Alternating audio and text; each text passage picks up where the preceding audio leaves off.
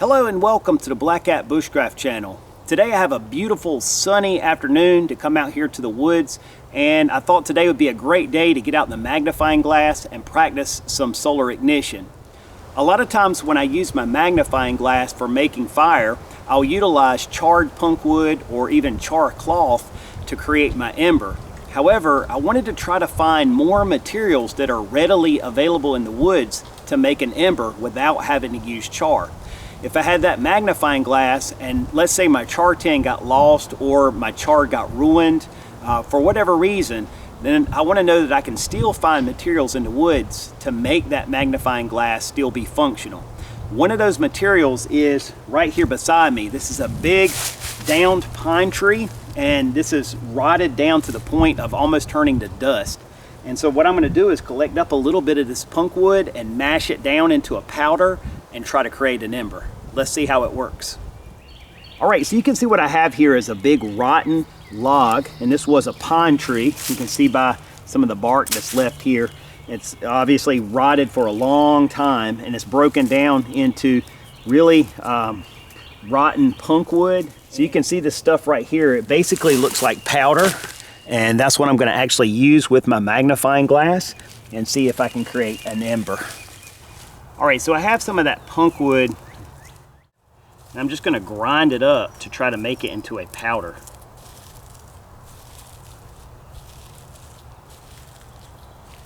And this stuff is fairly dry. There's a little bit of moisture in it. We've had a lot of rain over the last week, so there's definitely some residual moisture in this. All right, and I have a little piece of bark here. Try to just make me a pile.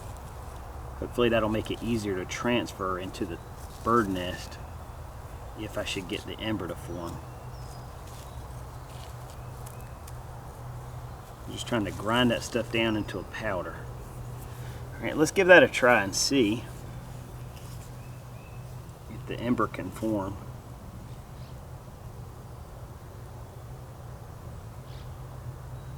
Definitely getting some smoke there. And this definitely takes longer than say using char cloth or charred punk wood, any charred material, because that stuff immediately forms an ember, where this stuff, it takes a little bit of time to get it to start to form that ember. And also it doesn't really stick together well and create like a bow drill ember coagulates together and sticks together, whereas this material doesn't really do that. So it makes it a lot more challenging to transfer it into your bird nest. Fortunately, I have a really nice day today with the sun being out. And this time of year in my area, we start to get a lot of nice days like this, so I tend to get my magnifying glass out for fire starting a lot more. And really, when conditions are right, this is my favorite method to use because it doesn't expend any resources. And especially if you can utilize material that's already in the woods and not have to expend your charred material, then that's even better. You can see there's definitely an ember there, smoking on its own. So I'll see if I can transfer that into this tinder bundle just to test this and see. I'm going to very carefully mate the ember to the nest.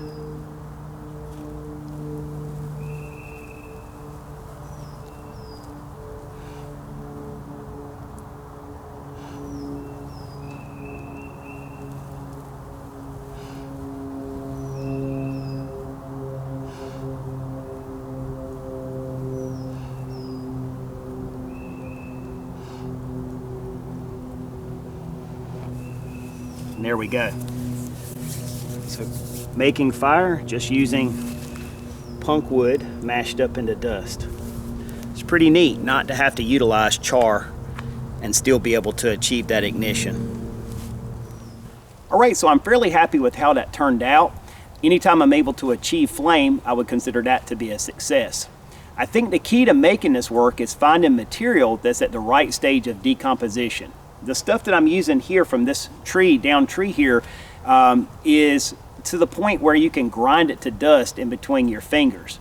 and it's relatively dry right on the top where the wind's been blowing across it, and also where the sun's been beating down on it this morning. It started to dry out right on the top layer, and so I tried to use that drier material. The more you dig down in there, the more moist and wet that material becomes, and I'm sure a lot less effective to use. Obviously this material doesn't work as well as like a charred punk wood or char cloth, but it's a good substitute if you don't have those things and you know how to find this and use this. Then that gives you another option. Also, on days like today where we have great conditions, the sun is out and there's not a lot of clouds, so have direct sunlight. It's also prime time. It's about midday in the afternoon. Those conditions allow me to utilize this more marginal material. Whereas if it was more overcast or later in the day, I might need to utilize my char out of my char tin, be it punk wood or char cloth, to get my ember and become successful with achieving the flame. Ideal conditions allow you to use more marginal materials, and then less than ideal conditions require better materials. So the key is learning to allocate materials based on conditions. In other words, if it's midday, I have direct sun, then I'm going to try to utilize something like this and save my other resource.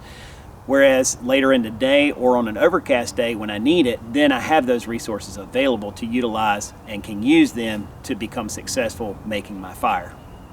All right, so I just thought I'd throw this out there in case you haven't seen it before. It just gives you one more material in the woods that you can utilize readily if you can find it to help you achieve that flame.